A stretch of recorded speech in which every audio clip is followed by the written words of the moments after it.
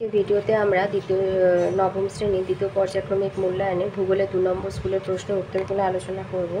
একের আয়তে দিয়েছে ভূত্বকের নিচে প্রায় 100 কিলোমিটার গভীরে অবস্থিত বিশেষ স্তরটি হলো অ্যাস্থেনোস্ফিয়ার।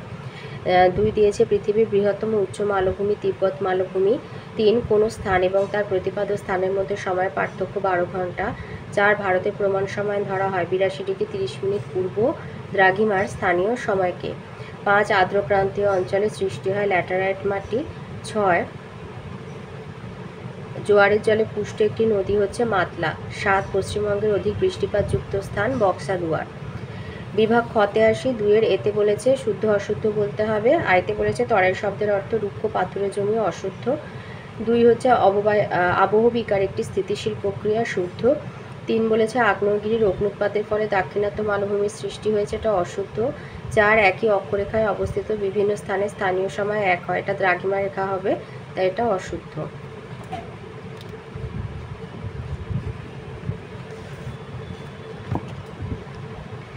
বিতে আছে উপযুক্ত শব্দ বসিয়ে শূন্যস্থান পূরণ করো। আয় মহাবৃত্ত বলা হয় নিরক্ষরেখাকে। 2 মায়ানমারের পোপা একটি মৃত আগ্নেয়গিরি। 3 শিলা আর মাটির মধ্যবর্তী অবস্থাকে রেগোলিথ বলে। 4 পশ্চিমবঙ্গে ত্রাসের নদী বলা হয় তিস্তাকে। 2 এর আয়তে আছে সিয়ের দাগের আয়তে আছে ক্ষয়ীভবন কাকে বলে। এটা আমি রণজিৎ গড়াও প্রান্তিক প্রকাশনের ভূগোল বই থেকে বলছি, এটা বইয়ের 71 পাতায় রয়েছে। বলেছে ক্ষয়ীভবন কাকে বলে। এই যে ক্ষয়ীভবন বিভিন্ন প্রাকৃতিক শক্তির মাধ্যমে ভূপৃষ্ঠের পদার্থের স্থান পরিবর্তনকে বলা হয় ক্ষয়ীভবন। এইখানে পদার্থ বলতে শিলা মাটি ইত্যাদিকে বোঝায়। 2 নম্বর বলেছে ইনসেলবার্জ কি, এটা আছে বইয়ের 65 পাতায়।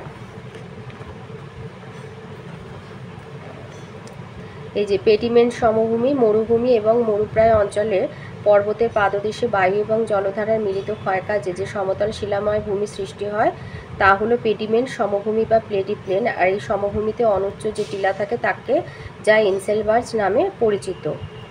তাহলে পেডিমেন্ট সমভূমিতে যে অনুচ্চ টিলা থাকে তাকে ইনসেলবার্জ বলা হয়। তাহলে ইনসেলবার্জ কি লিখবে, যে পেডিমেন্ট সমভূমিতে যে অনুচ্চ টিলা থাকে তাকে ইনসেলবার্জ বলে, তাই ইনসেলবার্জ নামে পরিচিত বা ইনসেলবার্জ বলা হয়। 3 দিয়েছে পশ্চিমবঙ্গের আলপীয় অরণ্য কোথায় দেখতে পাওয়া যায়। এটা আমার কাছে ছায়া প্রকাশনের একটা সহায়িকা আছে, তো সেখান থেকে দিচ্ছি, তার 203 পাতায় রয়েছে। উত্তরে পার্বত্য অঞ্চলের একটি অংশ হচ্ছে আলপীয় বা পার্বত্য অঞ্চলের উদ্ভিদ। 3000 মিটার থেকে 4000 মিটার উচ্চতায় এই আলপীয় জাতীয় উদ্ভিদ দেখা যায়। এই অঞ্চলের প্রধান প্রধান উদ্ভিদ হচ্ছে সিলভার পাইন, রোডোডেনড্রন ইত্যাদি। এই সিয়ের দাগের পয়েন্টটা বলবে। এবার বিভাগ গতে আসি। 3 আয়তে দিয়েছে অক্ষরেখা এবং দ্রাঘিমা রেখার পার্থক্য লেখো।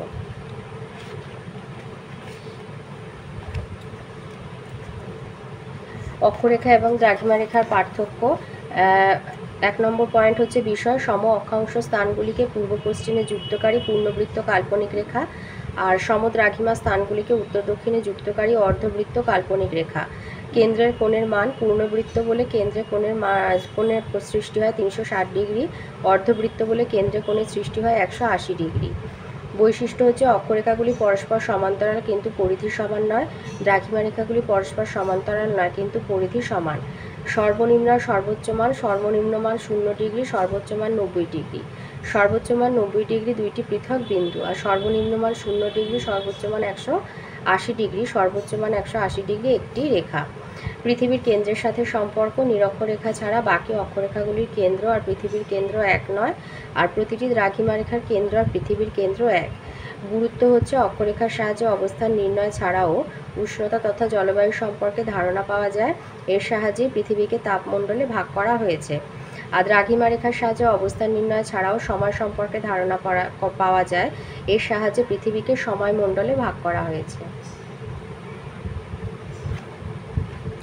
ওর অথবাতে আছে আন্তর্জাতিক তারিখ রেখার গুরুত্ব লেখো। এটা আছে 38 পাতায়।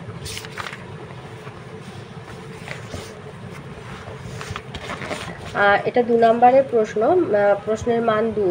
তো লিখবে আন্তর্জাতিক তারিখ রেখা হচ্ছে উত্তর দক্ষিণে বিস্তৃত এমন একটি রেখা যেটি তারিখ বিভাজনের কাজ করছে। মোটামুটি 180 ডিগ্রি দ্রাঘিমা রেখাকে অনুসরণ করে আন্তর্জাতিক তারিখ রেখাটা কল্পনা করা হয়েছে। আর পূর্ব গোলার্ধের জাহাজ বা বিমান এই রেখা অতিক্রম করে পশ্চিম গোলার্ধে গেলে একদিন কমিয়ে নেয়, আর পশ্চিম গোলার্ধে জাহাজ ও বিমান এই রেখা অতিক্রম করে পূর্ব গোলার্ধে এলে একদিন বাড়িয়ে নেয়।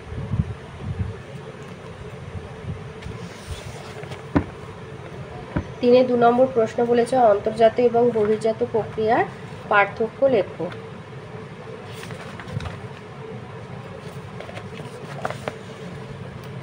অন্তর্জাত ও বহির্জাত প্রক্রিয়ার পার্থক্য 1 নম্বর পয়েন্ট দেবে। ভূ অভ্যন্তরীণ শক্তির কাজের মাধ্যমে ভূত্বকের পরিবর্তন হলো অন্তর্জাত প্রক্রিয়া, আর ভূপৃষ্ঠস্থ শক্তির কাজের মাধ্যমে ভূপৃষ্ঠের পরিবর্তন হলো বহির্জাত প্রক্রিয়া। পরিচলন স্রোতের মাধ্যমে অন্তর্জাত প্রক্রিয়া কার্যকর হয়, আর আবহবিকার পুঞ্জিত ক্ষয় নদী, বায়ু, হিমবাহ, সমুদ্র তরঙ্গ ইত্যাদির মাধ্যমে এটি কার্যকর হয়। অন্তর্জাত প্রক্রিয়া একটি দীর্ঘকাল ধরে ধীরে ধীরে বা হঠাৎ কাজ করে, আর বহির্জাত প্রক্রিয়া সুদীর্ঘকাল ধরে ধীরে ধীরে কাজ করে। উদ্দেশ্য হয় আন্তর্জাতিক প্রক্রিয়ার মাধ্যমে ভূমি ওঠে বা বসে যায়, আর বহির্জাত প্রক্রিয়ার মাধ্যমে ভূমি সমতলে পরিণত হওয়ার চেষ্টা করে। ওর অথবাতে রয়েছে লোয়ের সমভূমি কিভাবে গড়ে ওঠে।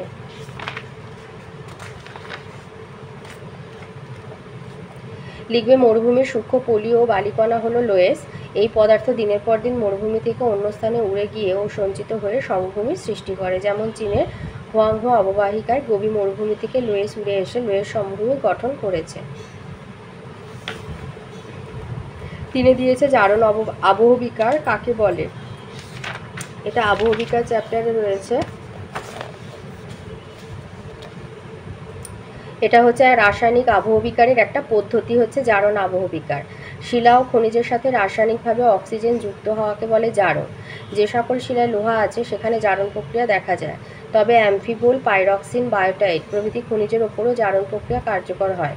লোহা যখন অক্সাইড রূপে থাকে তখন কঠিন, কিন্তু জারণ প্রক্রিয়ায় ফেরিক অক্সাইডে পরিণত হলে মানে Fe2O3 হলে তা সহজে ভাঙে এবং শিলায় মরচে ধরে। এই পদ্ধতিতে ফেরাস অক্সাইড লিমোনাইটে এবং ফেরাস সালফেটে পরিণত হয়। আর ল্যাটারাইট মাটি জারণ প্রক্রিয়া, ল্যাটারাইট মাটি হলো জারণ প্রক্রিয়ার ফল। আর এই উদাহরণটা দিয়ে দিতে পারো। তাহলে জারণ আবহবিকার হচ্ছে রাসায়নিক আবহবিকারের একটা পদ্ধতি। অথবাতে রয়েছে ধাপ চাষের গুরুত্ব লেখো। ধাপ চাষের গুরুত্ব লিখবে যে এইটা লিখবে পাহাড়ের ঢালু অংশে ধাপ কেটে জমি সমতল করে চাষ করলে মাটির ক্ষয় বন্ধ হয়। তাহলে ধাপ চাষের গুরুত্ব হচ্ছে যে পাহাড়ের ঢালু অংশে ধাপ কেটে জমি সমতল করে চাষ করলে মাটির ক্ষয় বন্ধ হয়। এটাই হচ্ছে ধাপ চাষের গুরুত্ব। 4-এ দিয়েছে সুন্দরবন অঞ্চলের নদ নদী দুটি বৈশিষ্ট্য লেখো।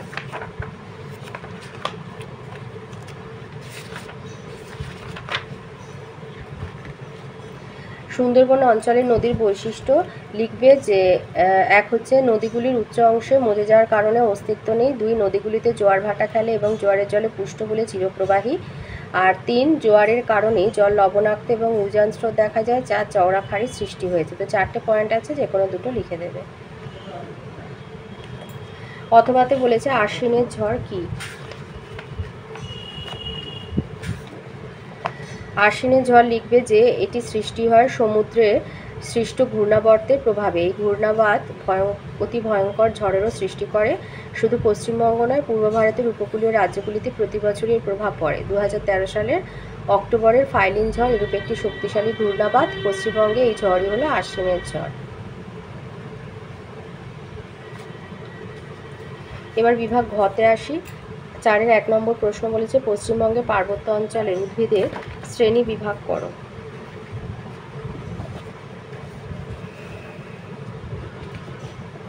পার্বত্য অঞ্চল মানে হচ্ছে হিমালয় অঞ্চলের স্বাভাবিক উদ্ভিদ। এই যে এটার জন্য 4-এর দাগের প্রশ্নগুলোর ব্যাখ্যামূলক উত্তর, এতে প্রত্যেকটার মান হচ্ছে 3 নাম্বার করে। 4টে করতে হবে 3 নাম্বারে। তো বলছে পশ্চিমবঙ্গের পার্বত্য অঞ্চলে ভূপ্রকৃতি উদ্ভিদের বন্টনে সবচেয়ে গুরুত্বপূর্ণ ভূমিকা নেয়। উচ্চতা বাড়ার সাথে সাথে বৃষ্টিপাত, তুষারপাত, উষ্ণতা, মৃত্তিকার পরিবর্তন ঘটে বলে অল্প ব্যবধানে বিভিন্ন উচ্চতায় বিভিন্ন ধরনের উদ্ভিদ মণ্ডলী গড়ে উঠেছে। যেমন 1 হচ্ছে চিরহরিত উদ্ভিদ, পাদদেশ থেকে 1000 মিটার উচ্চতা পর্যন্ত অংশে বৃষ্টিপাত বেশ বেশি। মাটি সারা বছর স্যাঁতস্যাঁতে থাকায় শাল, শিশু, শিমুল, চাপলাস, গর্জন, বাঁশ, বেত প্রভৃতি উদ্ভিদের চিরহরিৎ বা চিরসবুজ অরণ্য গড়ে উঠেছে। মাটি সর্বদা স্যাঁতস্যাঁতে বলে উদ্ভিদের সব পাতা একসাথে ঝরে না, তাই চিরসবুজ। 2 নম্বর হচ্ছে নাতিশীতোষ্ণ পর্ণমোচী উদ্ভিদ। 1000 থেকে 2000 মিটার উচ্চতায় oak, maple, birch, laurel, alder, walnut প্রভৃতি উদ্ভিদ জন্মায়। এই উদ্ভিদগুলির অধিকাংশই বছরের একটা নির্দিষ্ট সময়ে সব পাতা একসাথে ঝরিয়ে ফেলে, তাই এই পর্ণমোচী শ্রেণীর উদ্ভিদ। তারপরে 3 নম্বর ভাগ হচ্ছে সরলবর্গীয় অরণ্য। 2000 মিটার উচ্চতার ওপরে জলবায়ু আরও শীতল আর মৃত্তিকা পর্জল জাতীয়। এরূপ পরিবেশে পাইন, ফার, দেবদারু, স্প্রুস, রোডোডেন্ড্রন প্রভৃতি উদ্ভিদ জন্মায়। গাছগুলি দীর্ঘ, সরল এবং গুঁড়ি মোটা, কিন্তু ডালপালা কম, তাই উদ্ভিদ সরলবর্গীয়।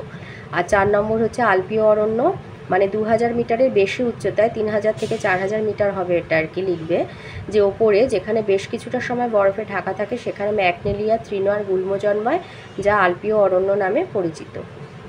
তাহলে পার্বত্য তোমার হচ্ছে পশ্চিমবঙ্গের পার্বত্য অঞ্চলের উদ্ভিদকে 4 ভাগে ভাগ করা হয়: চিরহরিৎ উদ্ভিদ, নাতিশীতোষ্ণ পর্ণমোচী উদ্ভিদ, সরলবর্গীয় উদ্ভিদ আর হচ্ছে আলপীয় উদ্ভিদ। ওর অথবাতে রয়েছে তিস্তা পাড়ের পূর্ব আর পশ্চিম দিকের ভূপ্রকৃতির সংক্ষিপ্ত বর্ণনা দাও।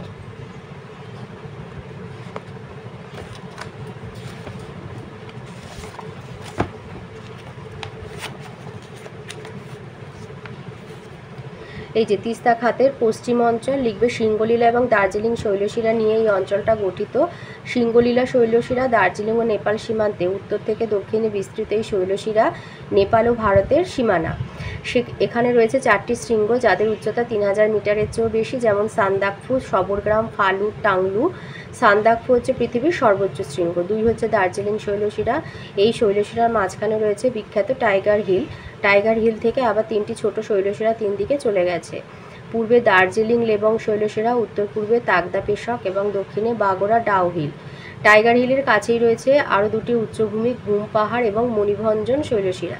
দার্জিলিং শৈলশিরার উল্লেখযোগ্য শৃঙ্গ হল সিঞ্চল। আর হচ্ছে তিস্তা খাতের পূর্ব অঞ্চল, গড় উচ্চতা এখানে তুলনামূলক কম। দূরবীনদারা এবং চোলা এখানকার বিখ্যাত শৈলশিরা। দূরবীনদারা, ঋষিলা এখানে সর্বোচ্চ শৃঙ্গ। আলিপুরদুয়ার জেলার উত্তরে রয়েছে অনুচ্চ বক্সা জয়ন্তী পাহাড়। ক্ষয়কার্যের প্রভাবে এটি অনুচ্চ পাহাড় হিসাবে অবস্থান করছে। রেনিগাঙ্গ এবং ছোট সিঞ্চুলা এখানকার উল্লেখযোগ্য শৃঙ্গ।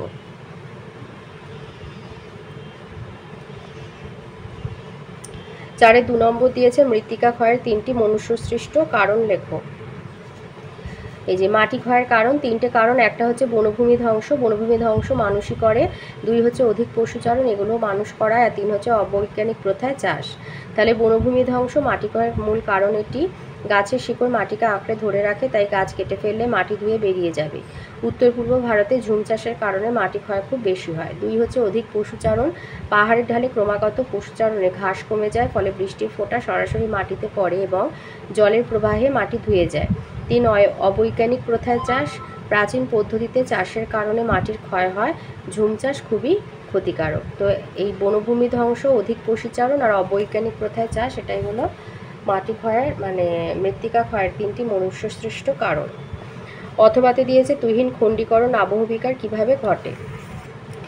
আচ্ছা, তুহিন খণ্ডীকরণ আর হচ্ছে তুষার কার্যের যান্ত্রিক আবহবিকার বা বরফ কেলাস আবহবিকার কিন্তু একই। তো কিভাবে ঘটে বলেছে, তো লিখবে যে শীতপ্রধান অঞ্চলে শিলার ফাটলে মধ্যেকার জল বরফে পরিণত হয়ে প্রবল চাপ সৃষ্টির মাধ্যমে শিলা ফেটেও ভেঙে টুকরো হলে তা তুষারকার্যের আবহবিকার বা তুহিন খণ্ডীকরণ আবহবিকার নামে পরিচিত। এবার কোন অঞ্চলে ঘটে? শীতপ্রধান উচ্চ পার্বত্য এবং উচ্চ অক্ষাংশ অঞ্চলে, যেখানে দৈনন্দিন বা ঋতুভিত্তিক উষ্ণতার হেরফের খুব বেশি, মানে দিনের বেলা হিমাঙ্কের ওপরে আর রাত্রে হিমাঙ্কের নিচে, সেখানে তুষার কাজে যান্ত্রিক আবহবিকারের প্রাধান্য লক্ষ্য করা যায়। কিভাবে ঘটে? জল জমে বরফে পরিণত হলে আয়তন প্রায় 9% বাড়ে। এই জল যদি আবদ্ধ এলাকায় জমে তাহলে প্রবল চাপ সৃষ্টি করে। শিলা ফাটলের জল বরফে পরিণত হলে ফাটলের ভিতর প্রবল পীড়নের সৃষ্টি হয়। এই পীড়ন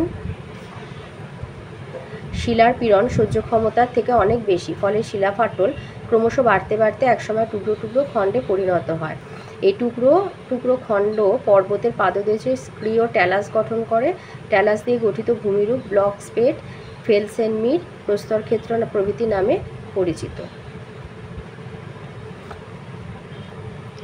আচ্ছা, 4-এ 3 নম্বর প্রশ্ন বলেছে অগ্নুৎপাতের বৈশিষ্ট্য অনুসারে আগ্নেয় পর্বতের শ্রেণীবিভাগ করো। অগ্নুৎপাতের বৈশিষ্ট্য মানে অগ্নুৎপাতের সময়ের ব্যবধান অনুসারে আগ্নেয়গিরিকে 3 ভাগে ভাগ করা হয়। একটা হচ্ছে সক্রিয় বা জীবন্ত আগ্নেয়গিরি, খ সুপ্ত আগ্নেয়গিরি, আর গ হলো মৃত আগ্নেয়গিরি।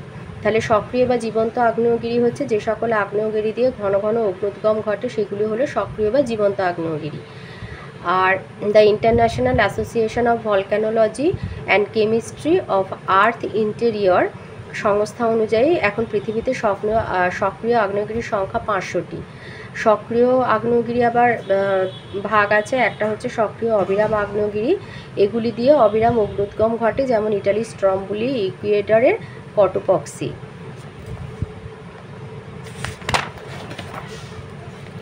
আন্টার্কটিকার মাউন্ট এরেবাস। 2 হচ্ছে সক্রিয় সবিরাম আগ্নেয়গিরি, যেগুলি দিয়ে কিছুদিন অন্তর অগ্নুদ্গম ঘটে, সেগুলো হলো সবিরাম, যেমন সিসিলির মাউন্ট এটনা, জাপানের মাউন্ট আসানা প্রভৃতি। এবারে এটা হচ্ছে তোমার সক্রিয় আগ্নেয়গিরির ভাগ। এবার আছে 2 নম্বর হলো সুপ্ত আগ্নেয়গিরি। অতীতে অগ্নুদ্গম ঘটলেও বর্তমানে যে আগ্নেয়গিরিতে অগ্নুৎপাত বন্ধ সেগুলি সুপ্ত বা ঘুমন্ত আগ্নেয়গিরি নামে পরিচিত, যেমন জাপানের ফুজিয়ামা, ইন্দোনেশিয়ার ক্রাকাতোয়া। আর একটা হচ্ছে মৃত আগ্নেয়গিরি। বর্তমানে যে সকল আগ্নেয়গিরি দিয়ে অগ্নুৎপাত ঘটে না এবং সম্ভাবনা নেই সেগুলি মৃত আগ্নেয়গিরি, যেমন মায়ানমারের পোপা, চীনের দাতুং, স্কটল্যান্ডের এডিনবার্গ ইত্যাদি। অথবাতে বলেছে ব্যবিচ্ছিন্ন মালভূমির উৎপত্তি কিভাবে ঘটে। ব্যবিচ্ছিন্ন মালভূমির উৎপত্তি লিখবে কঠিন ও নরম শিলা দিয়ে গঠিত প্রাচীন উঁচু ভূমিভাগ বা মালভূমির ওপর দীর্ঘদিন ধরে অগ্নিভবন ক্রিয়ায় নরম শিলাস্তর অংশে দ্রুত ক্ষয়কাজ চলে, ফলে সেখানে নদী উপত্যকা গঠিত হয় এবং কঠিন শিলাস্তর অংশ তুলনামূলক কম ক্ষয় হয়ে মালভূমিরূপে অবস্থান করে। সংকীর্ণ নদী উপত্যকা দ্বারা এই মালভূমিগুলি বিচ্ছিন্ন বলে এগুলি ব্যবিচ্ছিন্ন মালভূমি। আর উদাহরণ হচ্ছে দক্ষিণ ভারতের মালনাথ, মধ্য ভারতের বুন্দেলখণ্ড, বাঘেলখণ্ড, ঝাড়খণ্ডের হাজারিবাগ মালভূমি এই প্রকার মালভূমির উদাহরণ। আর স্কটল্যান্ডের ওয়েলস উচ্চভূমি, স্ক্যান্ডিনেভিয়ার ফিল্ড মালভূমি এই প্রকার মালভূমি ব্যবিচ্ছিন্ন মালভূমির উদাহরণ। 4-এ আসি। 4-এতে একটা অঙ্ক দিয়েছে, বলেছে 10ই আগস্ট গ্রিনিচের স্থানীয় সময় যখন সন্ধ্যে 7টা, কলকাতার দ্রাঘিমা হচ্ছে 88°30' পূর্ব, তখন স্থানীয় সময় কত হবে। আচ্ছা, কলকাতার স্থানীয় সময় এটা বার করতে হবে। তো কলকাতা গ্রিনিচের পূর্ব দিকে অবস্থিত। তো এরকম একটা ছক করে নেবে, যেরকম আমরা ঐকিক নিয়মে করি আর কি। তো গ্রিনিচ হচ্ছে 0° দ্রাঘিমা রেখা আর কলকাতা হচ্ছে 88°30' পূর্ব দ্রাঘিমা রেখা। গ্রিনিচের সময় সন্ধ্যা 7টা, কলকাতার সময় কত হবে।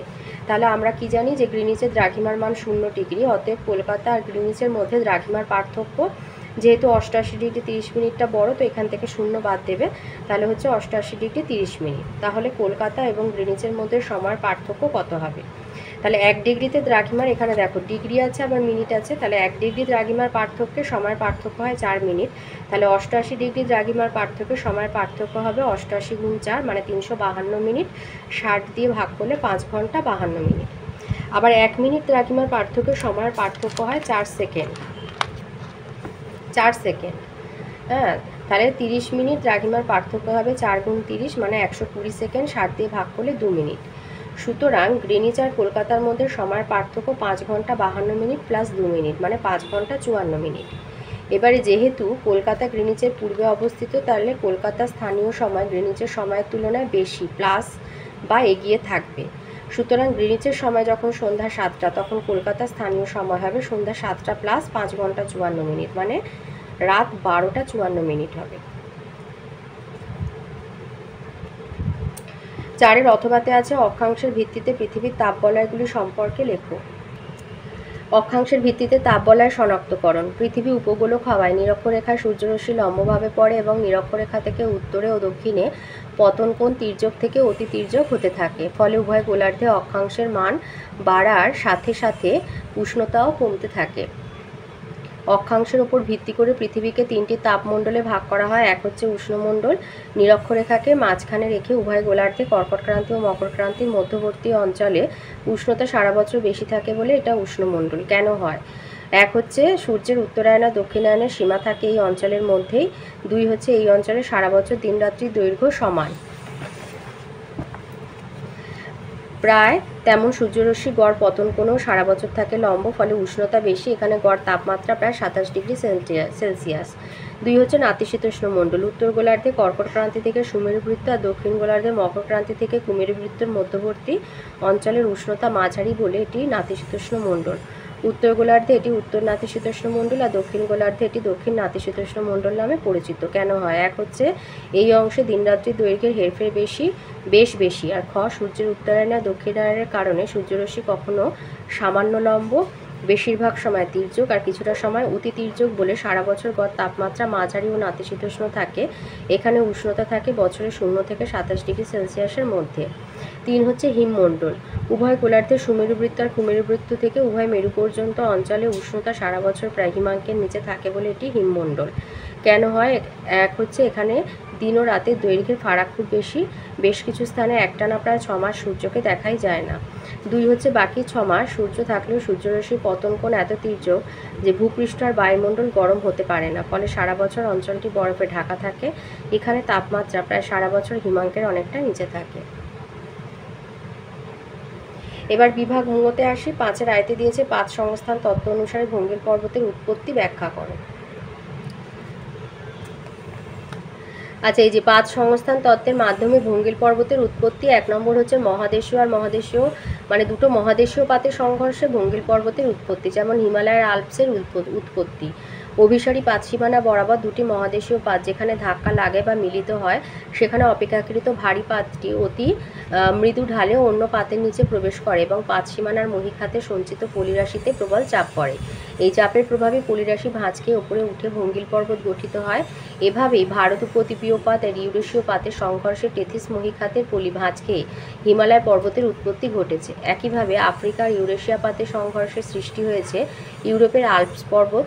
হিমালয় ও আল্পসে সূচার আছে কিন্তু আগ্নেয়গিরি নেই। 2 নম্বর হচ্ছে দুটো মহাদেশীয় পাতের সংঘর্ষে ভঙ্গিল পর্বতের উৎপত্তি, যেমন হচ্ছে রকি এবং আন্দিজ পর্বতের উৎপত্তি। অভিসারী পাতসীমানা বরাবর মহাসাগরীয় এবং মহাদেশীয় পাতের সংঘর্ষে অধিক ঘনত্বের ভারী মহাসাগরীয় পাত মহাদেশীয় পাতের ভিতরে একটু একটু করে ঢুকতে থাকে। 2 পাতের চাপে পাত সংযোগস্থলের জিওক্লাইনের পলি এবং পাললিক শিলা ভাঁজকে ভঙ্গিল পর্বতের উৎপত্তি ঘটে। এভাবেই প্রশান্ত মহাসাগরীয় এবং উত্তর আমেরিকা পাত দুটির চাপে সৃষ্টি হয়েছে রকি পর্বত এবং নাজকা ও দক্ষিণ আমেরিকার পাতদ্বয়ের চাপে উৎপত্তি ঘটেছে আন্দিজ পর্বতের। রকি আর আন্দিজ পর্বত বরাবর রয়েছে বেশ কয়েকটি আগ্নেয়গিরি। আর ওর সাথে এই ছবি দুটো দিয়ে দেবে। দুটো মহাদেশীয় পাতের সংঘর্ষে কিভাবে ভঙ্গিল পর্বতের উৎপত্তি হয়েছে আর মহাসাগরীয় পাতের আর মহাদেশীয় পাতের সংঘর্ষে উৎপত্তি হয়েছে। এটা দুটো, একটা মহাসাগরের একটা মহাদেশীয় পাত হবে। আচ্ছা, 5-এ 2 নম্বর প্রশ্ন বলেছে উষ্ণতা তারতম্যের জন্য যান্ত্রিক আবহবিকারের শ্রেণীবিভাগ আলোচনা করো। আচ্ছা, যান্ত্রিক আবহবিকার কাকে বলে? উষ্ণতা পরিবর্তন, শিলাস্তরের চাপ হ্রাস বা বৃদ্ধি, আর্দ্রতার পরিবর্তন প্রভৃতি প্রভাবে শিলাস্তর যান্ত্রিকভাবে চূর্ণ বিচূর্ণ অর্থাৎ ভেঙে টুকরো টুকরো হওয়া হলো যান্ত্রিক আবহবিকার। যান্ত্রিক আবহবিকারে শিলা ভেঙে টুকরো টুকরো হয় ঠিকই, কিন্তু বিয়োজিত হয় না বলে শিলা খনিজের কোনো মৌলের পরিবর্তন ঘটে না। যান্ত্রিক আবহবিকারে বিভিন্ন প্রক্রিয়া। 1 হচ্ছে দৈনিক ও বার্ষিক উষ্ণতার পার্থক্যজনিত কারণে যান্ত্রিক আবহবিকার বিভিন্নভাবে ঘটে। 1 হচ্ছে প্রস্তরচ্ছায় খণ্ডীকরণ। সমান্তরাল বা সমকোণী ফাটলের সাহায্যে একটি বড় শিলাখণ্ড বা শিলাস্তর বিভিন্ন খণ্ডে পরিণত হওয়া হলো প্রস্তরচ্ছায় খণ্ডীকরণ বা প্রস্তরচ্ছায় বিচ্ছিন্নকরণ। এই আবহবিকারের সৃষ্ট খণ্ডগুলো এক একটি জ্যামিতিক আকার নেয়। কিভাবে ঘটে? আমরা প্রত্যেকে জানি শিলা হচ্ছে তাপের কুপুরিবাহী। দিনের বেলা বেশি উষ্ণতায় শিলার পরিস্তর প্রসারিত হয় আর রাত্রে উষ্ণতা কমে যাওয়ায় তাপ বিকিরণে ওই অংশ সংকুচিত হয়, কিন্তু শিলার ভিতরের অংশে তাপ প্রবেশ করে না বলে সংকোচন ও প্রসারণ ঘটে না।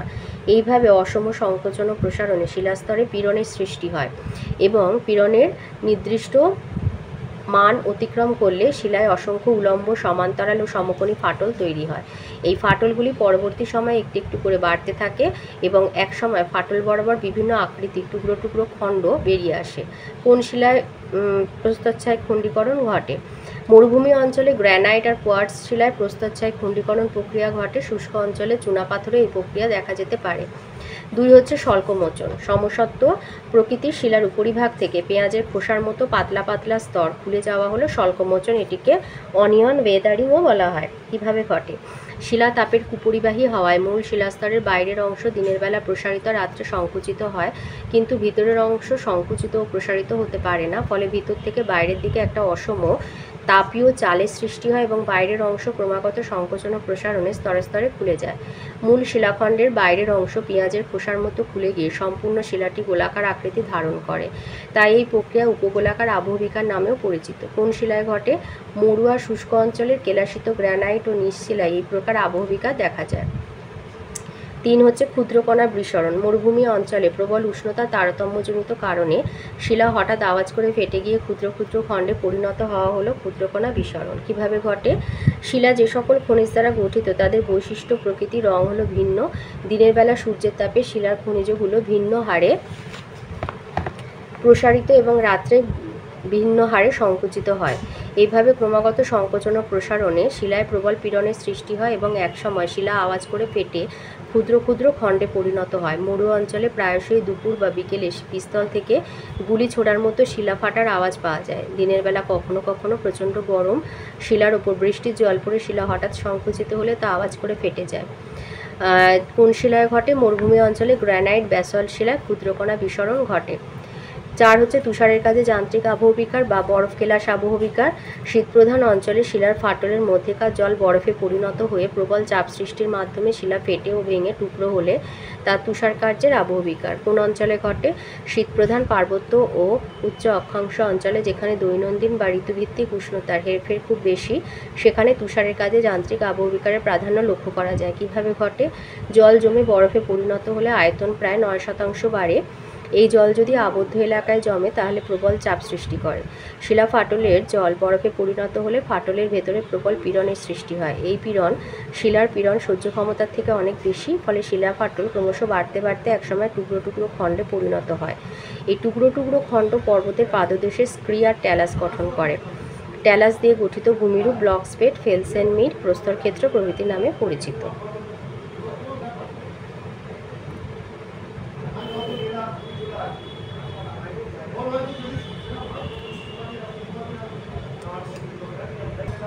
আচ্ছা, 2 হচ্ছে লবণ কেলাস আবহবিকার। শিলার অভ্যন্তরে দ্রবণ থেকে লবণের কেলাস গঠিত হলে শিলাস্তরে চাপের সৃষ্টি হয় এবং পীড়ন ও টানের প্রভাবে শিলাস্তর ফাটেও ভাঙে। 3 হচ্ছে অন্যান্য আবহবিকারের পদ্ধতি। একটা হচ্ছে চাপ হ্রাসজনিত আবহবিকার। ভূ অভ্যন্তরে গ্রানাইট জাতীয় শিলা প্রবল চাপে থাকে। ওপর থেকে এই চাপ লাঘব হলে শিলায় পীড়ন ও টানের সৃষ্টি হয় এবং শিলা ফেটে যায়। চাপ হ্রাসে যদি শিলা পাতলা পাতলা স্তরে ভাঁজ হয় তাহলে সিটিং, আর টুকরো টুকরো হলে স্প্যালিং বলে। আর 2 হচ্ছে আর্দ্রতাজনিত আবহবিকার। শিলা ফাটলে জলের বুদবুদ প্রবেশ করলে শিলার মধ্যে প্রবল চাপ সৃষ্টি হয় এবং ফাটল বাড়ে। শিলা ক্রমাগত হারে আর্দ্র আর শুষ্ক হলে একসময় ফেটে টুকরো হয়, একে ফ্লেকিং বলা হয়। তো এইগুলো হচ্ছে যান্ত্রিক আবহবিকারের বিভিন্ন প্রক্রিয়া। তো এই ছিল আজকের আমাদের নবম শ্রেণীর ভূগোলের 2 নম্বর স্কুলের প্রশ্ন উত্তরগুলো।